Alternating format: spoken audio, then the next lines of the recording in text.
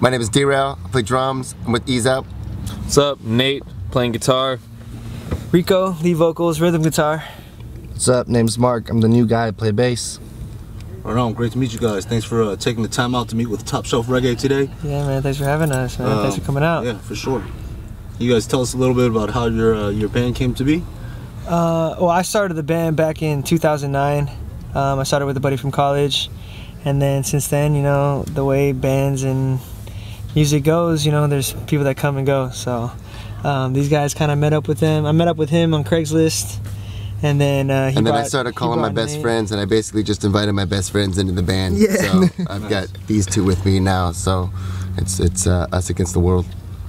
All right, and how'd you guys come up with that badass name, Ease Up? Ease Up, man. Well, I found it actually, honestly, I was really high, and I was just searching the internet. I'm like, what's a good band name? And I just started looking up a Jamaican patois like dictionary, and I was like, okay, I'm just going through the different terms and words and shit. And I was like, Ease Up, that sounds kind of good. Okay, let me Google that. Let me see if anything comes up. Nothing. I was like, all right, that's it. Ease Up. There it is. That's a dope name. I like that a lot. And how long you guys been together? Well, the band since '09. You got in like 2010, like 10, 11? Like, yeah, I think like 2010. Yeah, I You was got in in 2010, 11, yeah. And then he's been with us for 3 weeks, so okay. he's the baby. We just switched to, well, I mean, I was playing bass for the last 3 years. Right, you took lead guitar now. And so I'm switched to guitar now, yeah, and it's been a fun process. A lot of growth and development Feels in the band. like, So. you know, like if you were dating the same woman for a long time and then she changed her hair from brunette to like blonde, you're like, I feel like I'm still with the same thing, but it feels a lot different and more exciting. All right, so you guys actually literally had to battle your way to get where you're at now, right? You guys were in the Battle of the Bands. Oh, yeah, when we did the Warped Tour stuff. That shit was fun, man. Yeah, it was a pretty good feeling to walk away from the Battle of the Bands with a gig at the Warped Tour. You know, most Battle of the Bands things kind of seem to have a general undertone to them, which is like ripping bands off and getting nothing out of them. We were able to qualify for both the Ventura and the San Diego finals for the Warped Tour. So we had the privilege and blessing of being able to play in two of the regional, battles too, and whatnot. So you know, we made it to the finals in San Diego. It's a tough battle in San Diego for sure. There's a lot of love and support for the local bands down there, and it was a tough battle. And then with Ventura, you know, it was a tough battle as well, but we were just able to, you know, bring a little bit more oomph and kind of come ahead there, which was yeah, man. It was crazy too, because I mean, I grew up going to the Warped Tour when I was 14, 15, and then like being at the Warped Tour and seeing our name up on that big ass board, you know, it was just like, wow. Like, I remember when I was a kid and I saw these bands that I had no idea who the hell they were, you know, and now it's like I'm one of those bands. I was like, cool. I like it. Also, did the Warped Tour open any other opportunities for you guys, and other doors? I mean, we actually been playing more in, you know, Orange County since then, because we linked up with Acropolis Records or something like that. We also got a really cool review from Fender Guitars from the Warped Tour. Because they noticed all the Fenders we were playing. Nice. so Which I wish I would have been playing guitar that day, because I have a 50-year-old 1964 Fender Mustang that I'm playing now. And at that time when I was playing bass, I was playing my Schecter bass. So he didn't get a picture. They're getting all the love and shit from this article, and I'm like, oh well, I got the best Fender out of anyone in the band. I mean, in case you guys were wondering. It's cold. Cold, I know, huh? that's all right. Don't get the credit I deserve. All right, so yeah, like on the new album, Ease Up, you guys have a bunch of collaborations with Micah Brown, Moy from Tomorrow's Bad Seeds. You got John from the Dirty Heads. Yeah, we just met from Seedless the other day. They're out here playing. Yeah, they're at the Fillmore. So how you guys all know each other, and how'd that come together? I mean, most of the relationship we built was through 17th Street. I mean, that's how we met the Seedless boys, and Micah Brown actually too. And John came through because of, you know, Lou too, because he's been working so much with the Dirty Heads. Moy, I know because I live in LA. So we're just homies from the South Bay, you know. So I've known him for a few years now. I mean, I've been listening to the Bad Seeds for a while, but finally linked up with him, and we've been doing some music together and stuff. So that was huge. I mean, a running joke we kind of had too was like, oh, we should just title this album "Ease Up and Friends" because we have so many homies on it, you know. But it was cool. It was cool to have, you know, so many people supporting us and helping us, you know, write and get it out there. A lot of the people that came and jumped in on our album, they were mostly just kind of in the studio at the time too. So we never really planned on a lot of these guests coming in. Nice. It was more or less just what was either like available and who was around, or just whoever showed up in the studio that day. A lot of them, you know, we'd just be in the middle of recording something. A friend would show up and be like, "Hey, you want to throw something down on this and that?" Yeah, like we had If You Only Knew, we had Tim Wu jump on sax, and it was kind of like, oh, we got this song, and Lou was just like, yo, let me call up Tim, you know, maybe he want to do some sax for you guys. So I was like, bro, that'd be sick, you know. And then he just called him up, he came in, laid down a solo. I mean, I think he brought him into their studio, he showed him the song, and then he was just like, all right, yeah, I can do something with this. Came in like a day or two later and just knocked it all out in a quick session, and sounds so like, good. Dude. Very talented people just hop up in there and just throw their verses down. Yeah, exactly. we were really blessed to be able to have those people just come in and just do it. You know, the fact that they would hear it and say, yeah, I want to be on this. I want to put something down on that. I'm ready for it. And that's cool. So it's you know, it's a really humbling experience as well, because we're working with a lot of extremely talented musicians, and you know, and one of the best producers in the game too. Yeah, you know, and Lewis. He's killing it right now with everything he's coming out with his fire, you know? There's a funny attitude in the studio at 17th Street, and it's like, you get about 3 takes, and if what you're playing doesn't cut it, it goes to a pro. Goes to like, kind of like this whirlwind of death, and you never know what's going to come out of the other end of it. It's like, if you don't nail that, it could be Lou taking it over and playing a guitar part and showing some ideas, or calling another horn player, a key player, or some other, you know, pro musician that's going to have some intricate but maybe simple but maybe unique part to add to it that just has its own little touch on every little bit of it. That's where the magic happens. But it's this it's like this magic / slightly competitive atmosphere, because you want to get your part in there too, you know.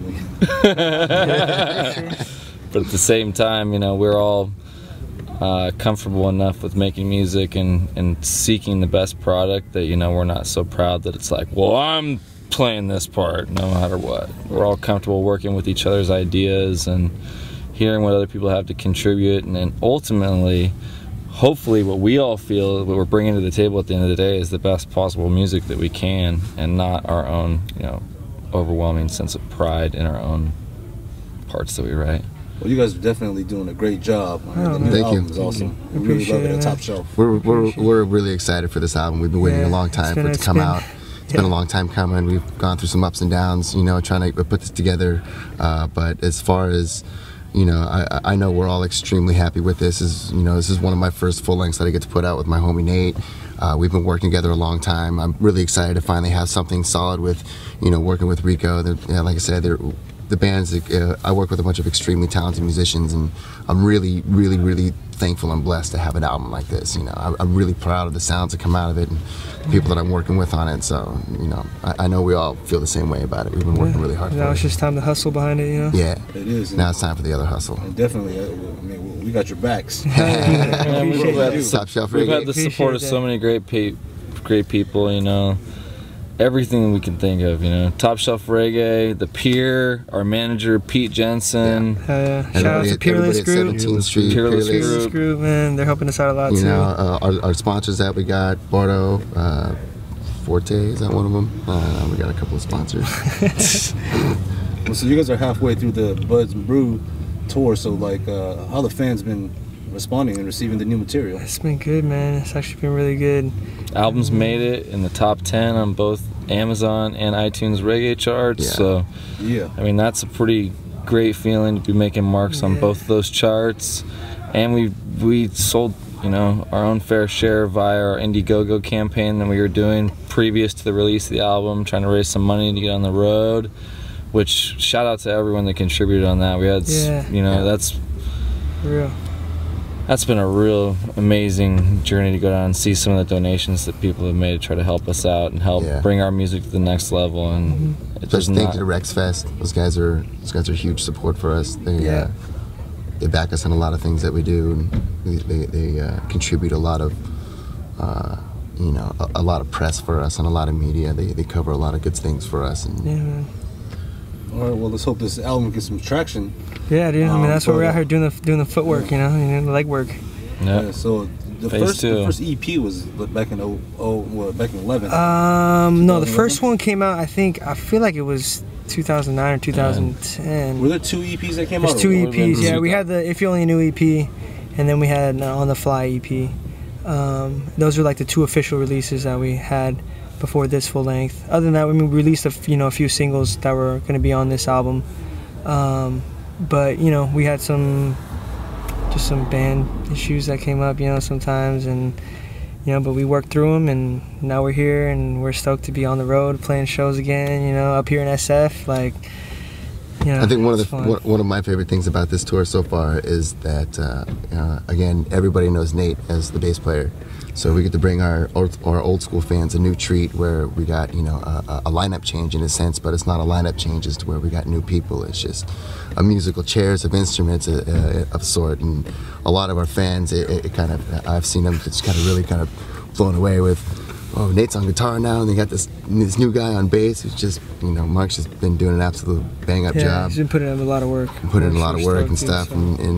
So we've been able to give our fans the quality show and the music that we've always been, tried to live up to and everything like that. And we want to make sure we always keep doing that. And it's always kind of a struggle when you get new people in or whatever. But like I said, since we're just moving people around, it's been, a little bit easier with keeping the flow and the vibe that's been going on. So yeah, keeps things kind of fresh too. Yeah, definitely changing members kind of reinvents a little bit of the flair of the band in different ways, and hopefully we're kind of constantly adapting in a way that the fans are enjoying. Hopefully we're receptive to what they're giving us, which is their constructive criticism and evolving. Feedback. Evolving. Music's always evolving. So.